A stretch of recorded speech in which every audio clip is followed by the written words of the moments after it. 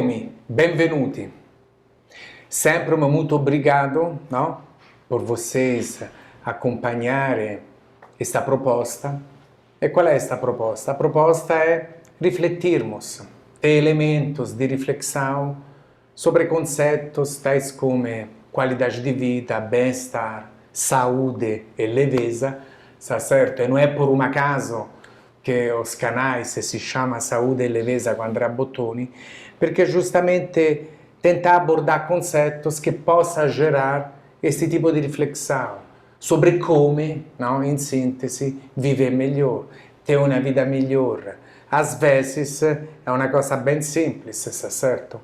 E aí estou aqui, muito obrigado, com Paulo, no? Paulo Celso Nogueira Fontão, e Paulo vai falar um pouco dele, está certo? Vai se apresentar para vocês e depois a gente vai abordar alguns assuntos juntos que espero vocês aproveitem, que espero que faça sentido para vocês.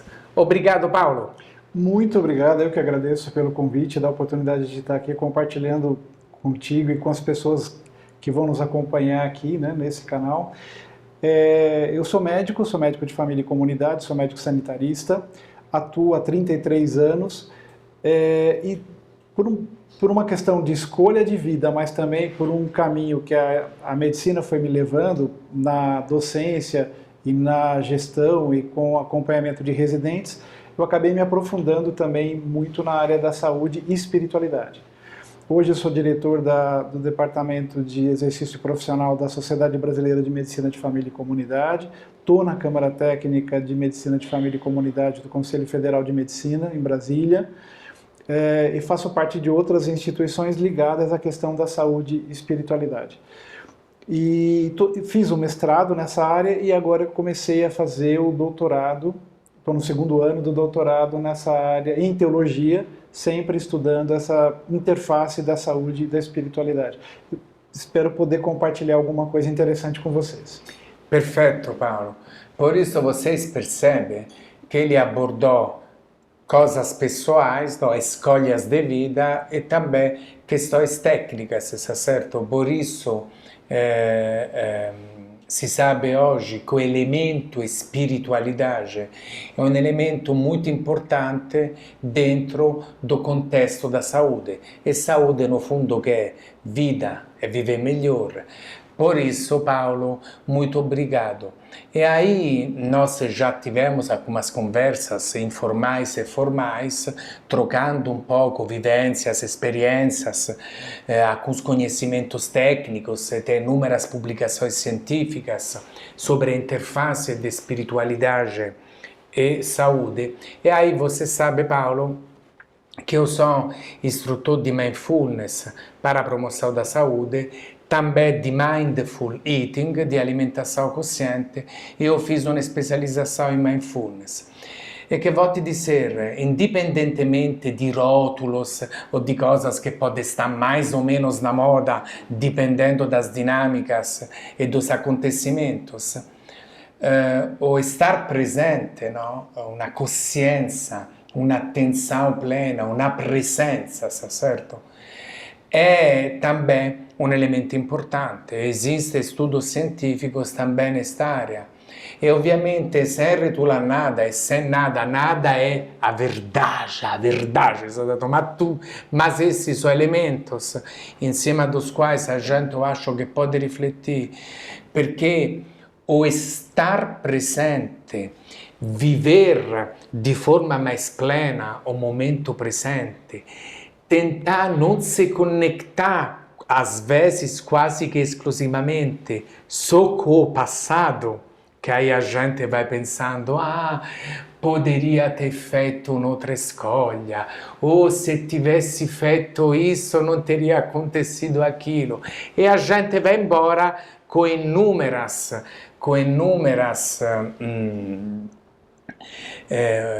pensamentos, está certo? E na realidade já passou, tá certo? Sim. Ou às vezes quando a gente fala a partir da manhã vai ser tudo diferente, a partir da manhã e no futuro a gente inicia a imaginar, tá certo? O que acontece? É evidente que planejar é importante, não é que a gente pode viver um momento presente de uma forma assim, desconsiderada, mas que eu quero dizer, esta conexão com o momento presente, este tentar estar presente, respirar um pouco, se conectar com a própria respiração e outras técnicas, não só do mindfulness, mas das práticas meditativas de uma forma geral, sem entrar em detalhes, podem, do seu ponto de vista, na sua opinião, na sua vivência inclusive, favorecer uma saúde, se assim pode se dizer, mais consciente ou mais atenta, mas não apenas em questões técnicas, mas também pensando no autocuidado, na autocompaixão. Faz sentido para você, Paulo? André, faz todo sentido e você me trouxe várias provocações que me fazem pensar em várias situações aí que eu já vivi, de várias experiências e também de alguma coisa que eu estou fazendo nesse momento no doutorado. Mas nas questões de experiências já vividas, uma questão que me ocorreu é que hoje em dia as pessoas... Está na moda hoje fazer a harmonização facial, né? A primeira harmonização que as pessoas têm que fazer é da própria vida, né? Exatamente isso que você colocou, do resgate das boas e más memórias, das boas e más raízes que cada um de nós tem, né? Na sua história, e que a gente precisa harmonizar, precisa juntar tudo isso, fazer uma leitura clara, transparente, lúcida do que da nossa história, mas isso não significa viver no passado, mas partir de uma realidade concreta, né? A minha história me levou a fazer aquelas experiências, aquelas escolhas, algumas boas, outras menos boas. É isso. O que eu chego hoje é fruto desse período, dessas experiências, dessas escolhas. E o que eu faço a partir de agora? O que eu faço hoje, agora, nesse momento, né? Uma realidade que eu tenho aprendido desde quando eu era criança, nessa dinâmica de espiritualidade, é exatamente da vivência do momento presente. Que o momento presente é o único que está nas nossas mãos, né? O passado não existe mais, o futuro eu não sei se vai ter, né? Eu não sei se eu tenho mais 5 minutos de vida, mais meia hora, mais 50 anos. Então, o que eu posso viver agora? O que eu posso viver? Esse momento presente. A minha vida se reduz a esse momento com você agora aqui, André. O que eu fiz antes, o que eu vou fazer depois, se eu vou fazer alguma coisa depois, não vale mais, não conta. Conta esse momento que a gente está vivendo agora. E se conta esse momento que a gente está vivendo agora, eu preciso de colocar a minha melhor energia, o meu melhor empenho, para que esse momento compartilhado com você nesse momento agora e com as pessoas que vão nos assistir, estão nos assistindo, seja talvez o melhor momento da minha vida, né? Isso a gente deveria conseguir fazer o tempo inteiro, todos os dias, né? A gente deveria acordar de manhã e procurar fazer com que o nosso dia fosse uma soma de belíssimos momentos presentes vividos intensamente, né? Da melhor forma possível, né? Isso é um conceito presente nas diversas tradições religiosas, né? O mindfulness, ele tem essa prática de meditação que traz essa experiência do momento presente. Ele não é exclusivamente, mas ele tem raízes no budismo, né? Ele foi desenvolvido, me parece, em Harvard, né? Os primeiros pesquisadores ali, mas que tem raízes no budismo. Mas o yoga, que tem raízes no hinduísmo, traz afirmações e conceitos muito parecidos com esse, e o cristianismo fala disso, do momento presente, que a gente deve procurar fazer a vontade de Deus no momento presente, porque é o único momento que nos resta, né? E uma coisa muito interessante, que muitas vezes quando a gente faz esse resgate histórico da nossa vida, das nossas vivências, a gente se entristece, porque talvez algumas dessas escolhas e algumas dessas vivências a gente não gostaria de ter vivido e que gostaria de poder apagar. Tá aí uma coisa que a gente não pode fazer, né? O nosso manual de instruções, ele é escrito enquanto a gente vive.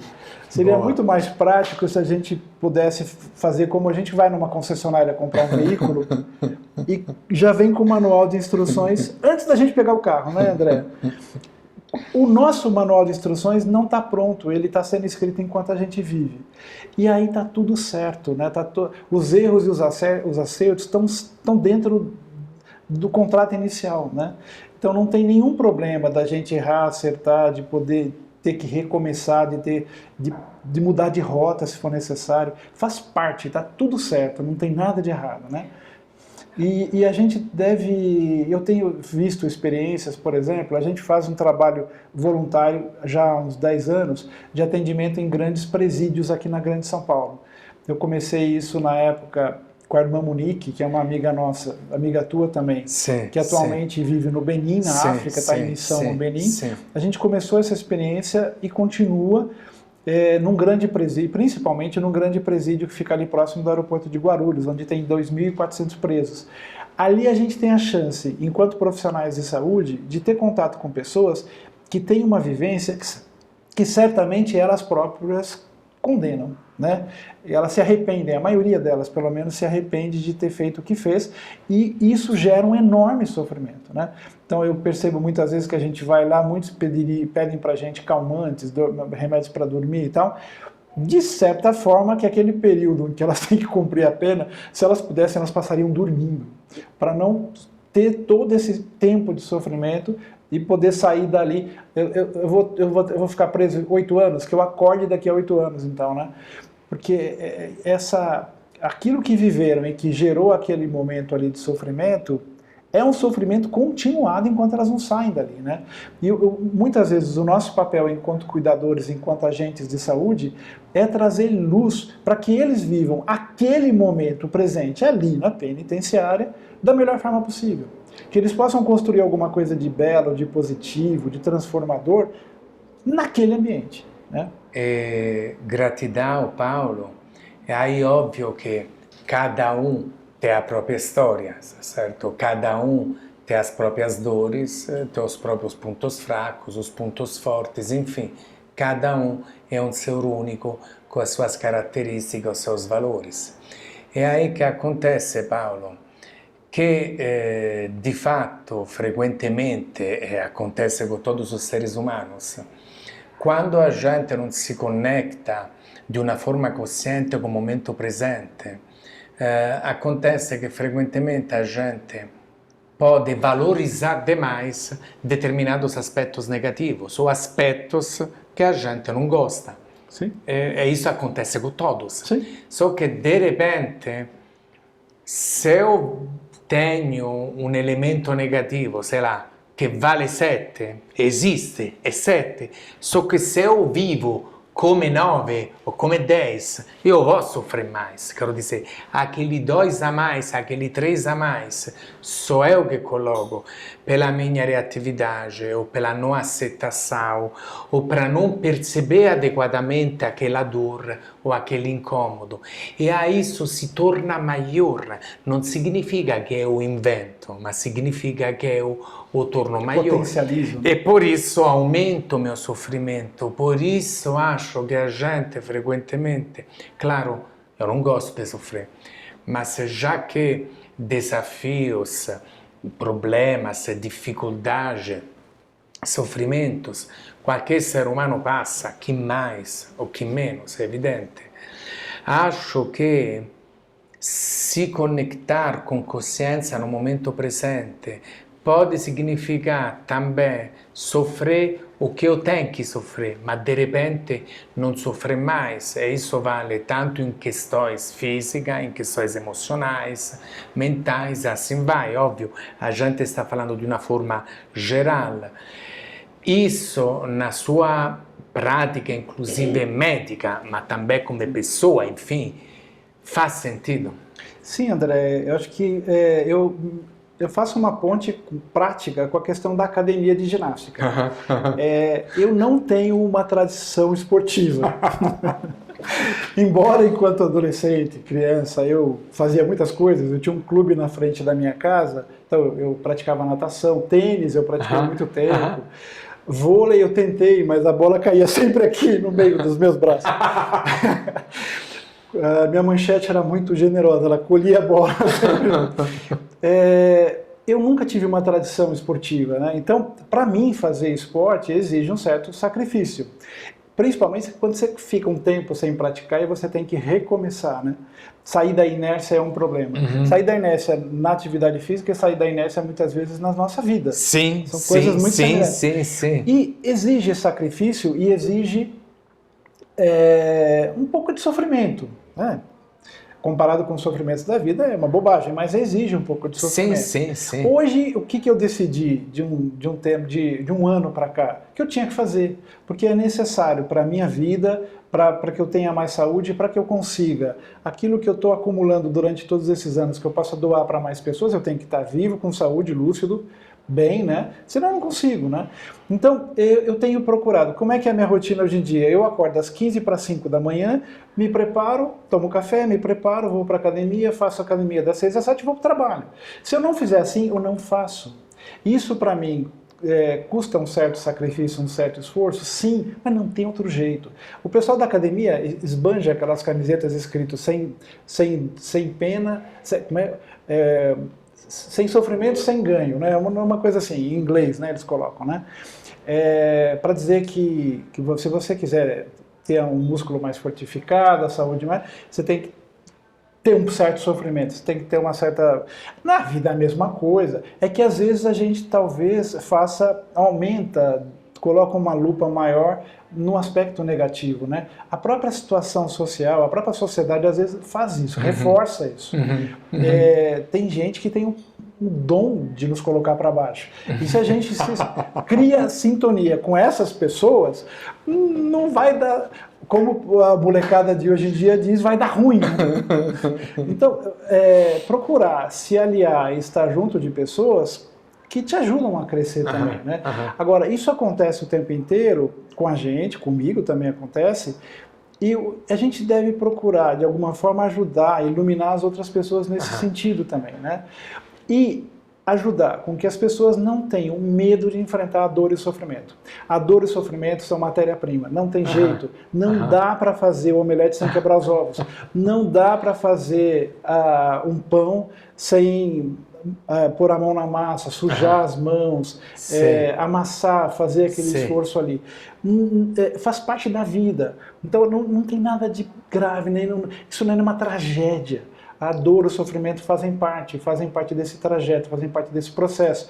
E a gente pode ajudar as pessoas a superar isso, mostrando isso. Muitas vezes as pessoas vêm na consulta, eu procuro fazer a melhor escuta possível, mas eu tento às vezes, se há possibilidade, obviamente, de trazer essa clareza, essa luz para a pessoa. Olha, você me contou a tua história de vida, é uma verdadeira desgraça. E tem histórias de vida que são apavorantes. Sim. Né? Tem histórias de vida que junta... Teve uma moradora em situação de rua, André, que me tocou muito, que ela, a primeira vez que eu atendi, ela mora numa praça lá na Zona Leste, lá perto da Avenida Aricanduva. Dr. Paulo, olha o sofrimento que ela estava vivendo naquele momento, 48 anos. Ela estava vivendo um enorme sofrimento porque ela tinha uma filha que queria a acolher, a amar, e ela não sabia como se deixar amar. Ela não tinha a experiência do amor. Aí ela chegou, Dr. Paulo, eu nasci no interior do Maranhão, eu engravidei 18 vezes, as 11 primeiras vezes foram fruto de estupro, eu acabei abortando, porque eu fui vítima de estupro dezenas de vezes, mas as 11 primeiras gestações foram fruto de estupro. E ela foi contando a história dela, e aí ela caiu no tráfico, e aí ela foi presa, e aí ela foi vítima de todo tipo de violência. Nesse momento ela teve presa, ela pagou por essas questões, está livre, está vivendo numa praça, e uma das filhas, conseguiu redescobri-la, achou essa mãe e queria que essa mãe se aproximasse dela. Os netos, os filhos dessa moça, adoram essa avó. E ela está apavorada, ela não sabe como fazer, ela não sabe lidar com amor. Ela não sabe como lidar com a possibilidade de ser feliz. De ser amada. De ser amada. De se sentir amada. De se sentir amada. Então, de certa forma, ela estava querendo sabotar essa aproximação com essa filha, porque ela simplesmente não sabe lidar com isso. E aí, deixei ela falar, e aí eu mostrei para ela, falei, que incrível a tua vida, né? Quanto sofrimento, quanta dor e tudo, mas isso, olha quanta coisa você pode aprender disso e pode levar isso para outras pessoas enquanto testemunha, enquanto experiência. Mas a tua vida é agora. É o tal do momento presente, de novo. Agora, olha, dia 18 de setembro de 2022, é hoje. Hoje, o que é que você pode fazer? Aliás, o que é que você merece? Porque talvez você esteja tendo essa reaproximação com a tua filha nesse cenário que parece tão bacana, com tanta possibilidade de futuro feliz, porque você merece isso. Né? Você acha que já pagou tua cota de sofrimento, de dor e de desgraça na tua vida. Agora você precisa se permitir a ser feliz. Agora você precisa fazer essa escolha dia por dia. Então, deixar se aproximar da realidade, viver o momento presente para tomar decisões, para fazer escolhas. Esse é um exercício contínuo, cotidiano de cada um de nós e que a gente deve fazer. Mas, como profissionais de saúde, você pode e deve iluminar outras pessoas para fazerem também. Eu não sei se já acontece, certamente acontece muito com você. Eu me lembro de novo a questão da obesidade, da falta de cuidado com a saúde, né? Eu recebo pessoas de 40, 50 anos que estão absolutamente descuidadas, né? O processo de vida levou-os a isso, né? Então, às vezes, eu tenho um paciente que me recordo agora, que tem 1,75 m, mas está pesando 140 quilos. Absolutamente descuidado. Obviamente, ele está com diabetes, com hipertensão arterial, ele está com varizes em membros inferiores, ele está com hérnia de disco em várias vértebras. Ele está com o pacote pronto a explodir para daqui a pouco ele ficar imóvel numa cama, né? Não conseguindo sair de casa, sair de uma cama. Ele tem toda a chance de mudar o rumo dessa vida, né? Então, o papel nosso como cuidadores, como terapeutas, de fazer ele enxergar a realidade, fazer ele enxergar essa história que levou ele até esse momento, mas que ele pode, a partir de agora, vivendo cada momento presente de uma outra maneira, fazendo outras escolhas, que ele pode transformar essa vida. Ele pode transformar o que vem daqui para frente, né? Obrigado, Paulo. Estou até emocionado. Obrigado pela sua partilha. É evidente que a gente acho que não tem intenção de tornar romântico o sofrimento, certo?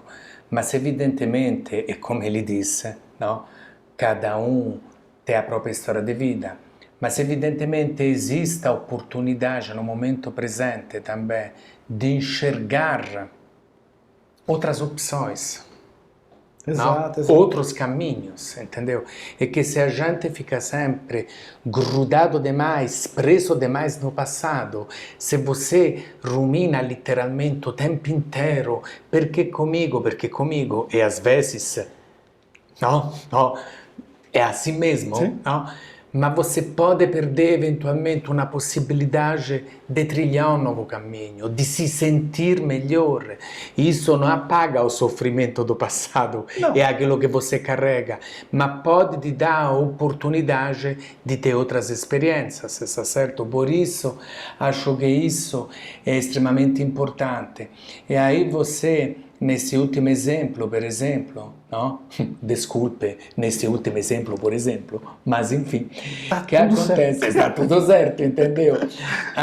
Que acontece que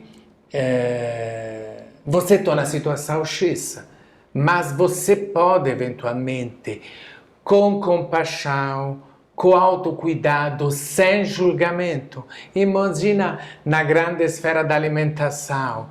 Mais uma vez, enfiei o pé na jaca. Mais uma vez, fiz e não deveria fazer. É aí que acontece, a gente se julga.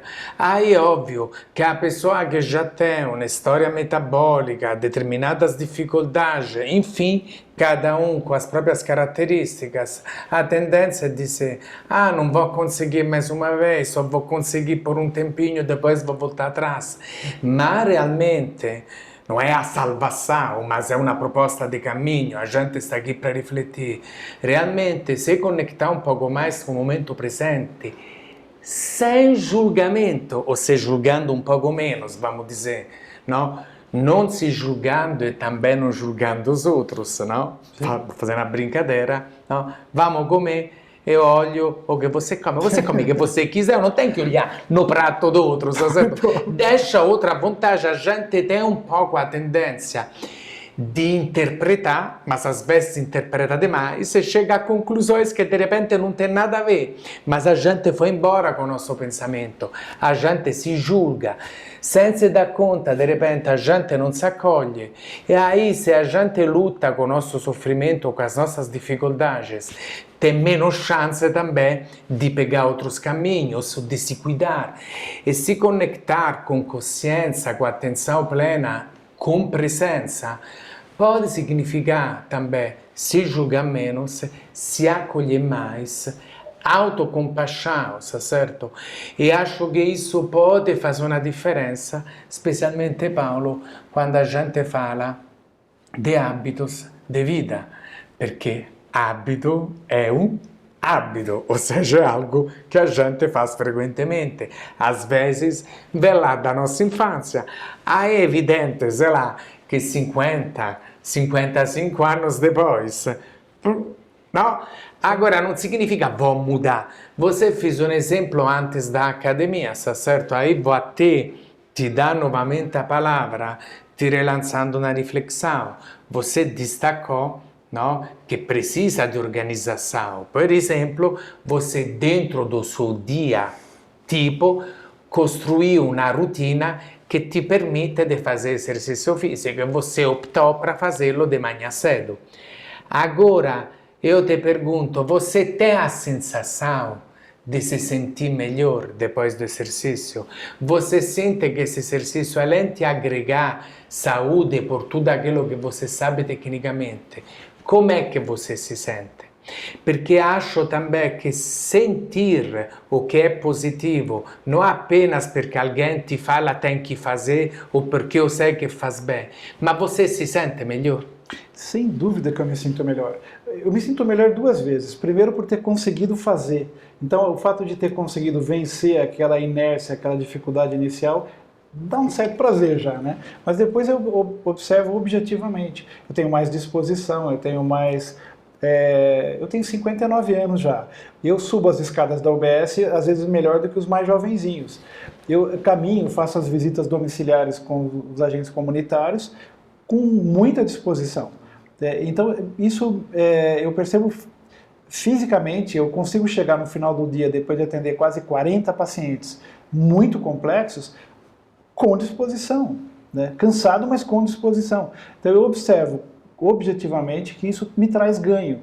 Então eu acho que vale a pena a experiência e a gente deve fazer esse exercício prático de viver o momento presente, de se colocar, de fazer um exercício de avaliação no final do dia do que eu fiz de bacana, o que eu fiz que eu poderia fazer de melhor. A gratidão. Agradecer por aquilo que a gente conseguiu fazer naquele dia, né? E não se colocar como obstáculo, porque muitas vezes o obstáculo somos nós. Né? Então, nos colocar um pouquinho de lado nesse processo todo e deixar que as coisas aconteçam de modo positivo sem que a gente atrapalhe. Porque muitas vezes quem vai e atrapalha somos nós mesmos. Quem põe o pé para dar rasteira não são os outros. Normalmente quem põe o pé e tipo dá na sabotagem, autossabotagem. Autossabotagem, que geralmente atrapalha a nossa vida e os passos que a gente pode dar em direção de uma vida melhor. Outra coisa rápida, para te dizer um outro exemplo pessoal meu, eu sempre achei muito ruim fumar. Quando eu morei um ano na Suíça em 1993, e eu morei numa comunidade e tinha um colega alemão que estava em depressão, que não abria a boca, que não conversava com ninguém, eu tentei ajudá-lo, ninguém conseguia chegar para conversar com ele. A gente falava em italiano nessa comunidade, não era o problema da língua. E ele fumava. A única forma que eu encontrei de me aproximar dele, de ajudá-lo, foi fumando com ele. Eu não era fumante, tá?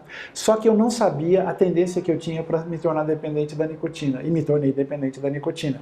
Eu fumei 23 anos. Faz 7 anos e meio que eu parei agora. Foi difícil parar. Então, tanto o processo de iniciar mas o processo de parar de fumar foi um processo reiterado de tentativas e erros, tentativas e falhas, tentativas, mas que foi muito bom. Hoje são 7 anos e meio e eu agradeço muitíssimo por ter conseguido parar. Então, assim, várias coisas na vida a gente faz e são erros, né? Que a gente pode corrigir. Eu sempre falo para os pacientes: enquanto você estiver vivo, respirando, você pode melhorar, você pode mudar de vida. Ajustar, evoluir. Sim. Eu tenho uma senhora, uma paciente que outro dia eu fui fazer visita na casa dela, ela estava completando 100 anos naquele dia. E disposta, lúcida, está um pouquinho surda e fica colocando um pouco de obstáculo em colocar o aparelho, aí é um problema. Mas assim, é uma pessoa que está vivendo com 100 anos e está tocando a vida. Eu tenho vários pacientes acima de 90, acima de 80 anos. Inclusive com relação à atividade física, as pessoas chegam lá com 50, 60 anos, doutor, o que eu devo fazer? Uma caminhada por umas 3 vezes por semana? Eu falei, não, gente, caminhada deixa para fazer depois dos 100. Agora vai para academia, vai fazer musculação, vai fazer alguma coisa a mais, né? Deixa para fazer só caminhada quando você não conseguir fazer outras coisas, né? Então, assim, enxergar o nosso potencial de construir coisas novas, de construir coisas positivas. Não achar que a gente tem pouco repertório. A gente se autovaloriza muito pouco, a gente se sabota, como você disse muitas vezes. Faz sentido para você? Muito obrigado, Paulo. Gratidão. Eu que agradeço, André, mais essa oportunidade de estar aqui com você.